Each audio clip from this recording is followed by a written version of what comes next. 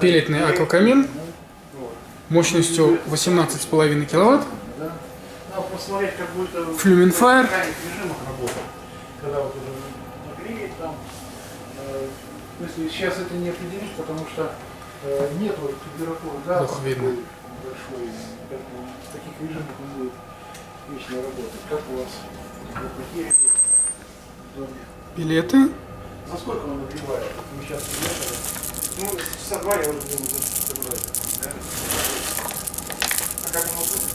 Ну, вы по ощущениям видите, что вот больше пламя, чем больше, а? Оно более такого цвета. Более яркого, да?